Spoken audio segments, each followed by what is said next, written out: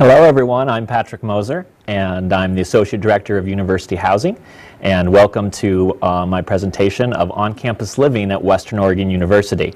I'm going to be talking about today the housing options that Western Oregon University offers for first-year students and potentially some transfer students.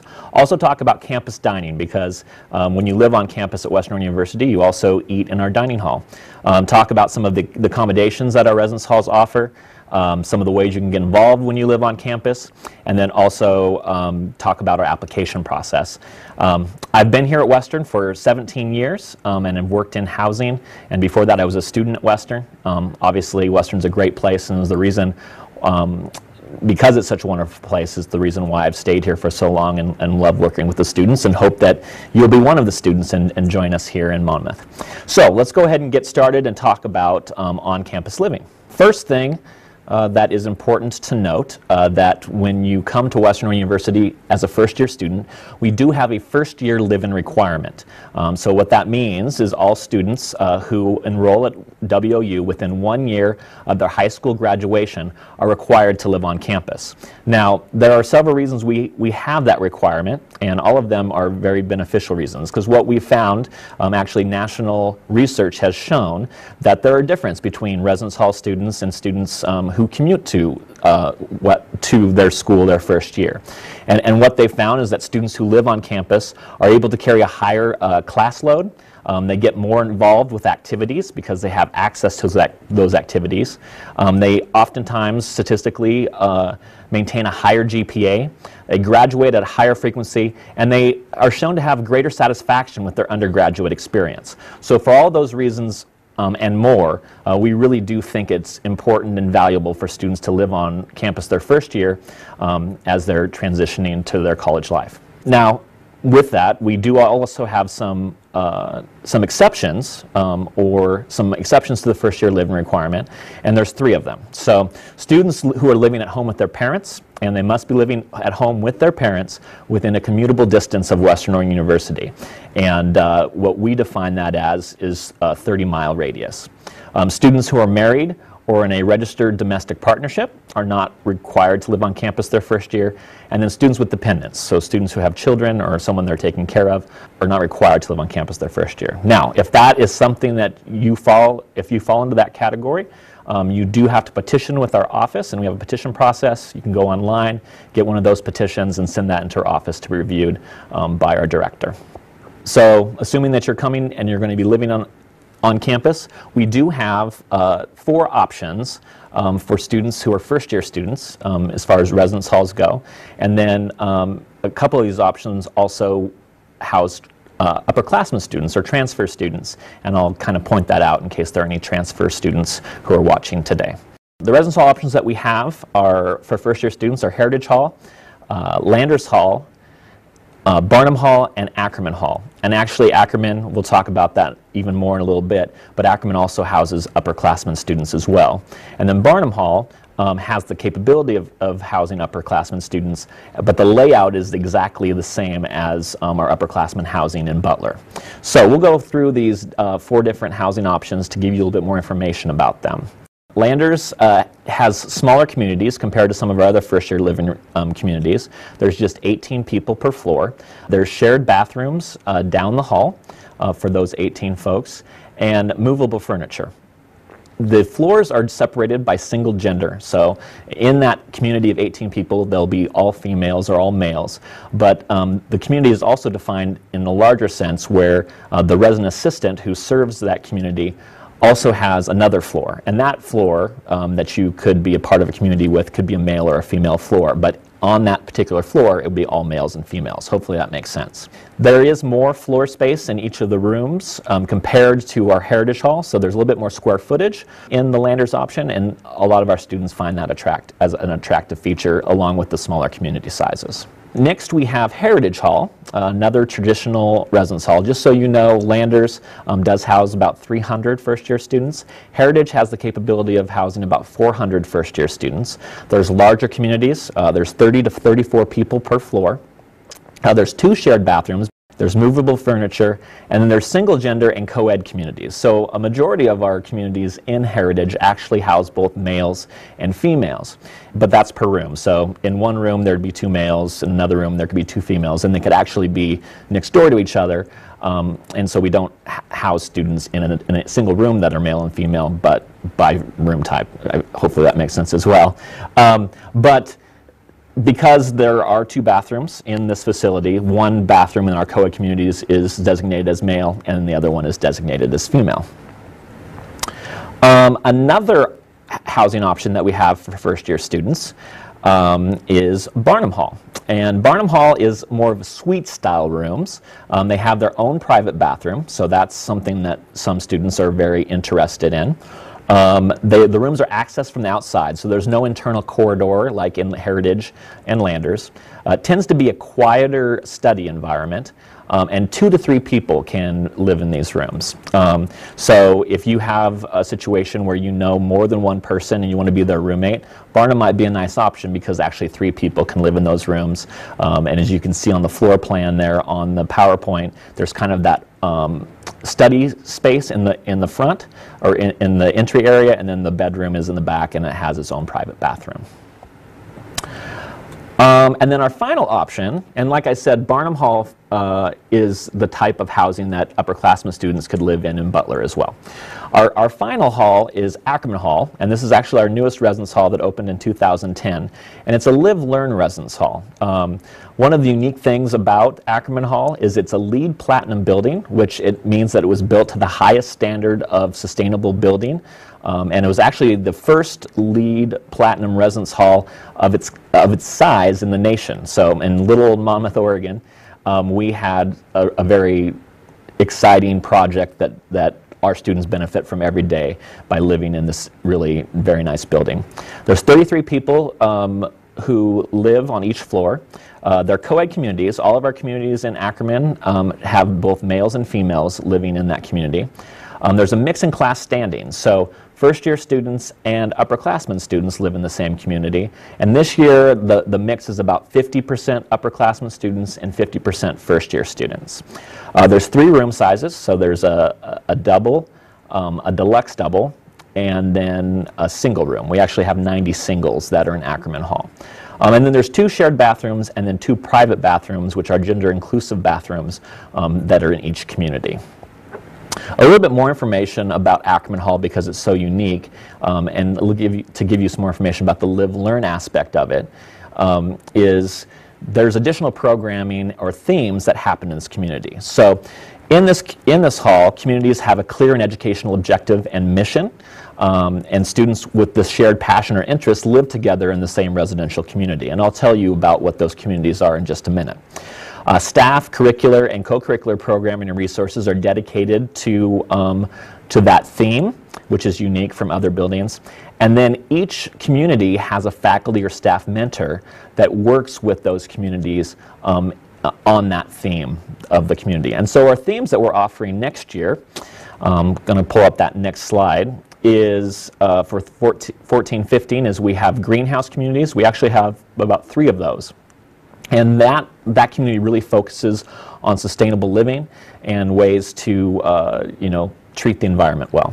We have a future educators community, so any folks who are interested in exploring being a teacher in the future, this is a community that they may choose. We have outdoor adventure, the arts, which could be any sort of arts, so visual, performing, any sort of arts. Global Village, which is a community that a lot of our international students choose to live in, and domestic students who would like to have an international student roommate, or international students who want a domestic roommate. This is the community that they sign up for, and they learn about cultures in this community. Pre-nursing is anyone who's interested in the nursing profession. We have a theme community for that. American Sign Language. So we have a very strong ASL program on campus, and we have a lot of folks who either sign or are learning to sign who live in that community, and then we have an honors community. We do have about 325 students. I didn't mention that earlier, but about 325 students live in Ackerman Hall.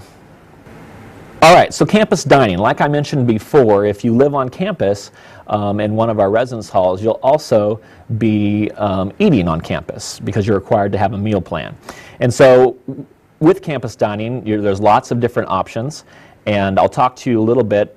Here are the different areas in the dining hall that are open basically from 7 o'clock in the morning to 11 o'clock at night. Now, not all of these things will be offered all day long, but different portions of the day, like breakfast, lunch, and dinner times, you'll have this large assortment of different options.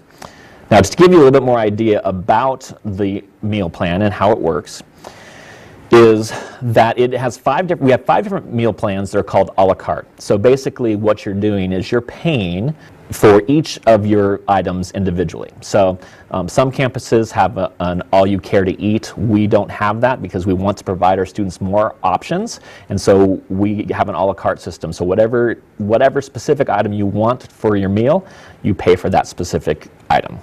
Meal plans are set up like a debit card, so you have a declining balance, and so your balance decreases as you purchase items.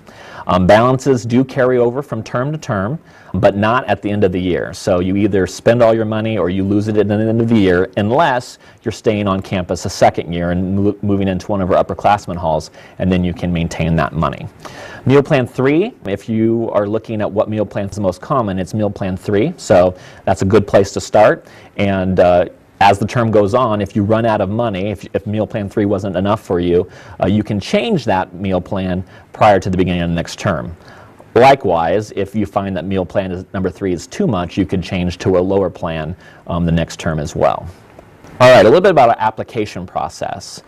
Just so you know, we have been accepting housing applications since October 1st, so it's not too early to apply. In fact, I would encourage you, if you're coming to Western, to apply as soon as you can. You must apply, however, for admissions before applying for housing, but you don't have to be admitted by admissions to apply. So you just basically have to fill out the admissions application before you have access to the housing application.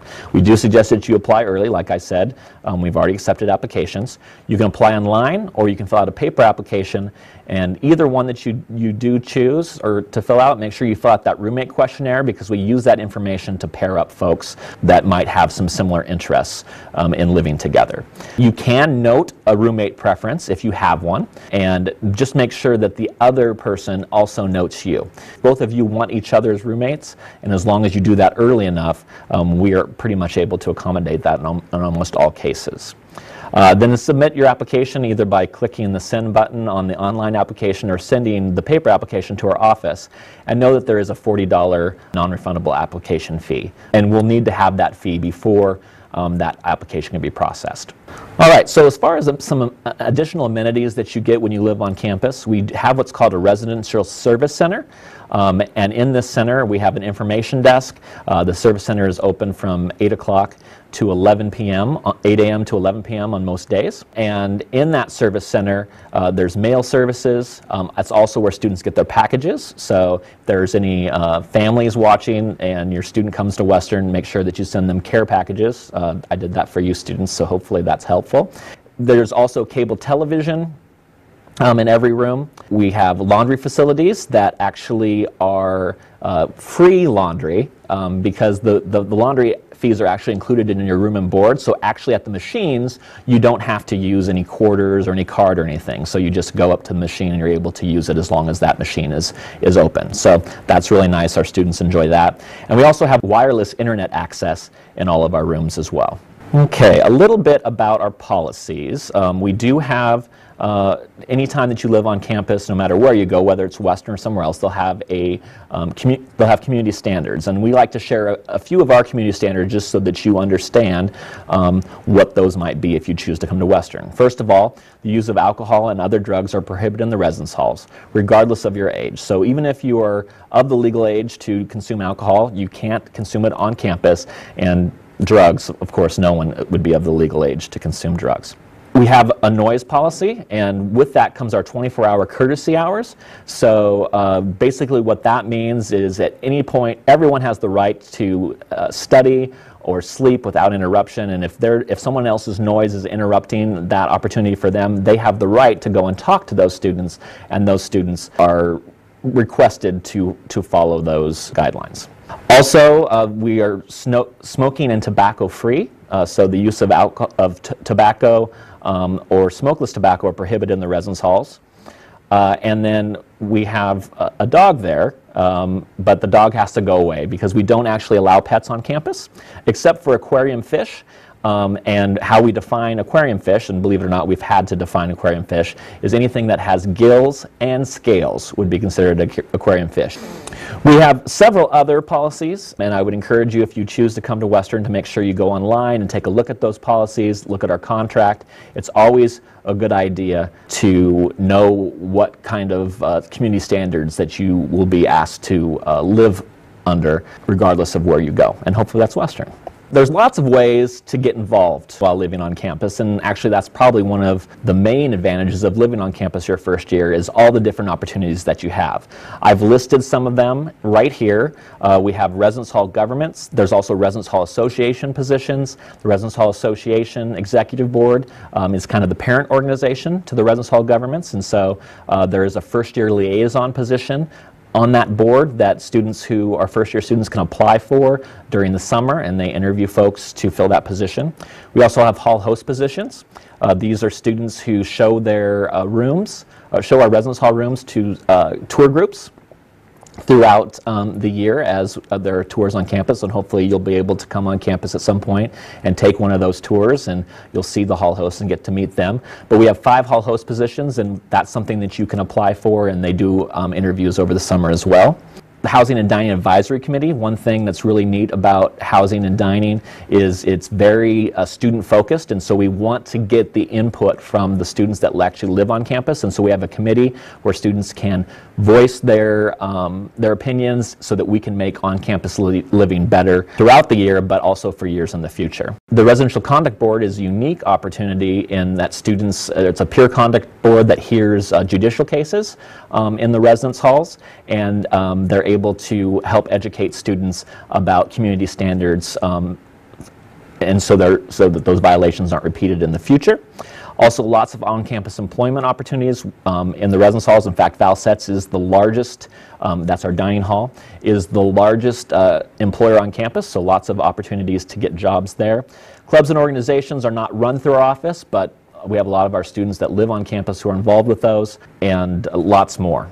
One thing that I've always enjoyed about Western, whether I was a student here or working here, if you want to get involved at Western, you can pretty much choose what that is for you and get involved. We're a small enough campus where you can hit the ground running if that's something that you want to do. We also provide a lot of programming in the residence halls that help our students to get involved. And so this is the variety of programming that we have. We have large-scale weekend programs through our weekend Wolfpack events. And they pretty much are doing 1 or 2 programs a weekend, so you have something to do on the weekends. The Student Activities Board, we work with them. The Residence Hall Association does programs. Your RAs will do programs. Hall governments do programs. We have lots of things to do. If you said that there's nothing to do when you're here at Western, you're probably not looking hard enough, because there's plenty of things to do. Also, our varsity athletics, we like to have our students help support our varsity athletes when they're out performing on the field. And then intramurals, we don't run that program, but what happens, a lot of our communities get together and put together intramural teams and compete against other communities, and that's always a fun and unique opportunity for communities to get together and work together and to get to know each other better. So lots and lots of ways to get involved, and like I said, one of the main advantages not only of coming to Western because of our size, but also living on campus because you have access to all of these things. All right, well, that concludes my presentation, and we hope to see you in the fall or even sooner than that here at Western. Have a good day. Thank you.